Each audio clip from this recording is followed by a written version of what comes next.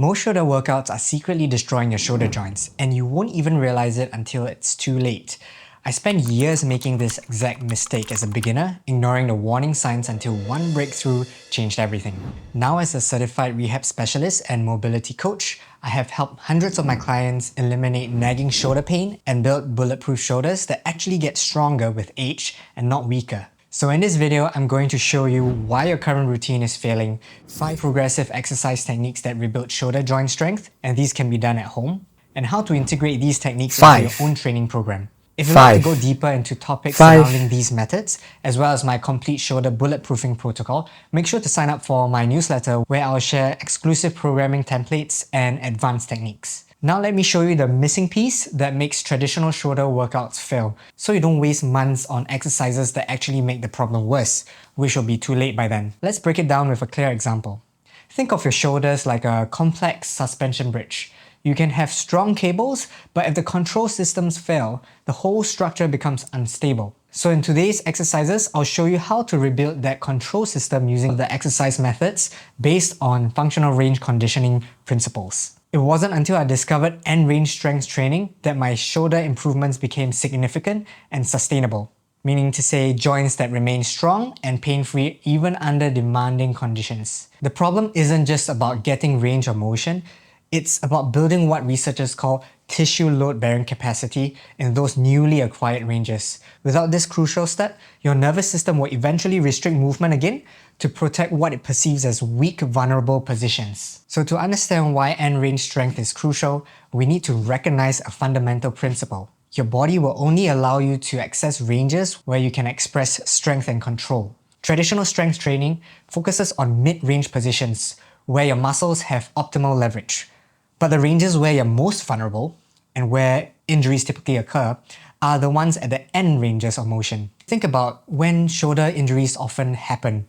It's rarely during performing a movement where you're confident in, like when you're driving, you're fine, but when, like say you're in a car and then you're reaching to the back and trying to grab something from the passenger seat, that's when you're in an awkward position. Or even when you're sleeping in an awkward position for hours, that's where the injuries happen or that pain starts to arise. This is exactly why progressive angular loading is essential.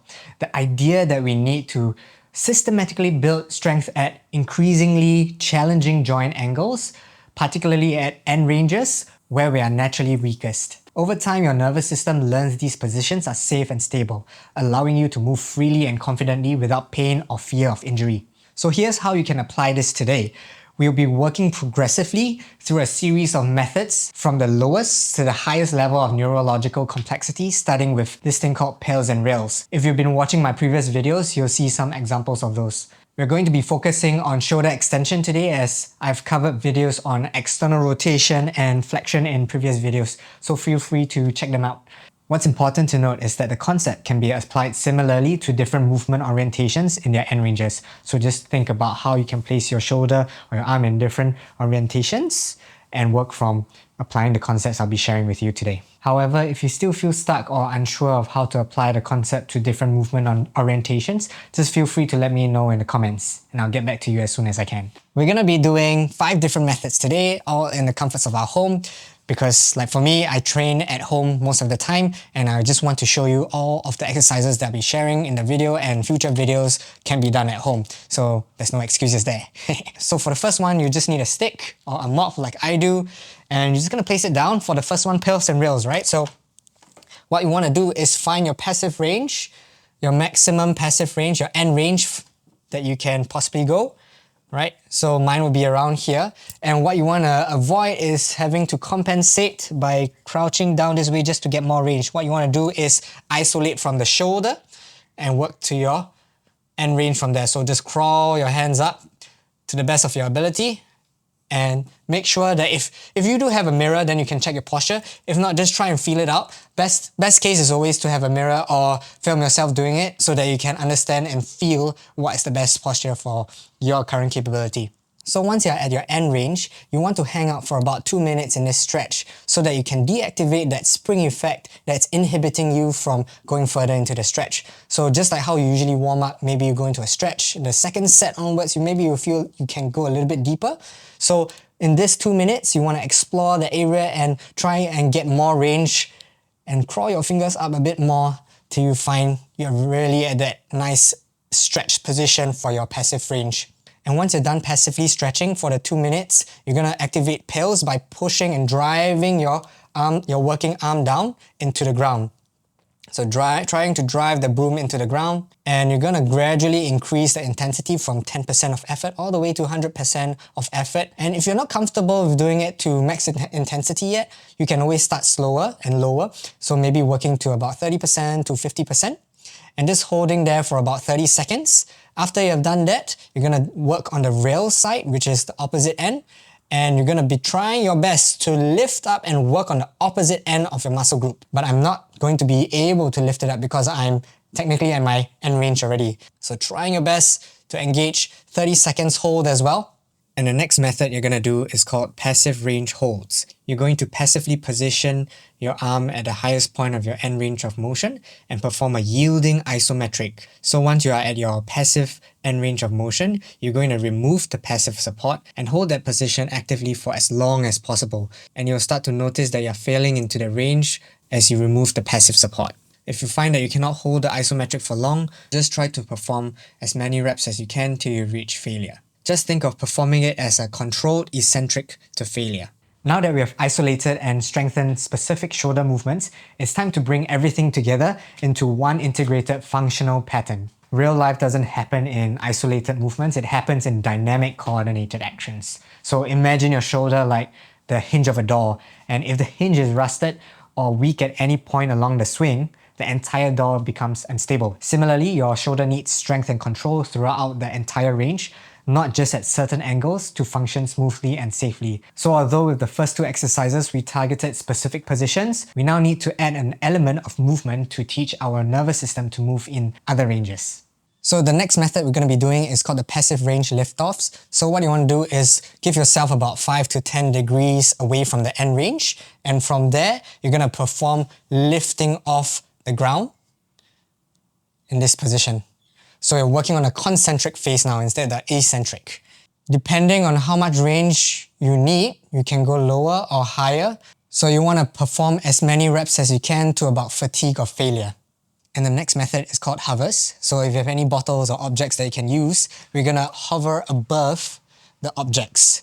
Now obviously it's going to be hard because you're going to be facing the other direction, but this also helps to build that spatial awareness and understanding where your arm is at that point of time. And if you don't want to use objects, that's totally fine as well. This is just a means for you to mentally have that image in your head to kind of like draw those imaginary arc-like shapes. And then for the last one, we're going to be working on end range rotation, ERR.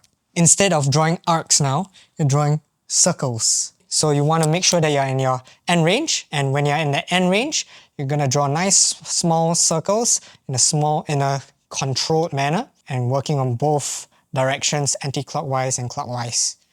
And what you can do to add another layer is to alter the orientation of where your arm is. So moving slightly outwards and then coming out and then adjusting to your passive end range. Because you want to be making sure that you're exposing your shoulder to the different positions that your shoulder can move in and not just one specific area drawing circles. Alright, so that will be the last one. So make sure that you're progressing according from the first level all the way to the hardest level.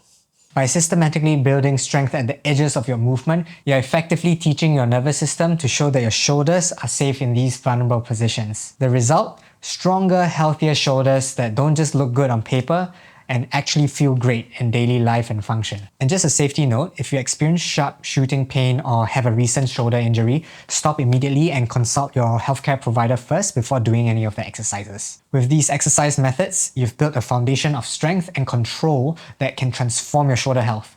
But remember, consistency is key here. Now that you understand how these powerful methods work, let's talk about how to actually use them in your routine for maximum benefit. Because a common mistake people make is jumping straight into advanced movements or trying to do too much too soon. So the key to lasting shoulder health isn't complexity, it's the consistency and smart progression. Think of this process like learning a new musical instrument. You wouldn't start by playing complex songs first, you would master the basics and then gradually add complexity over time. With any type of training you do, it will work exactly the same way. So here's a simple roadmap for your success. During weeks 1 and 2, start with the easiest methods first, doing it 2 to 3 times per week, focusing on the form with low intensity. You can also add on the passive range holds if it gets too easy. On week 3 and 4, look to increase the contraction times to increase the intensity.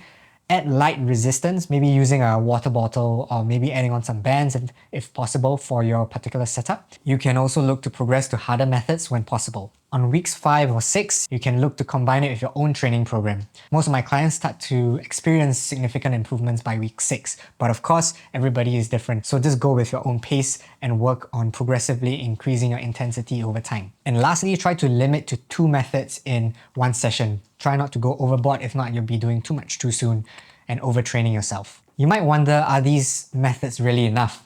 Absolutely, provided if you're not injured and are looking to improve your strength and joint health, then this is going to be more than enough, as long as you're executing with the right intensity. Just remember to do it progressively and alter the orientations you're working on so you don't cause muscle imbalances. Efficiency beats complexity every single time.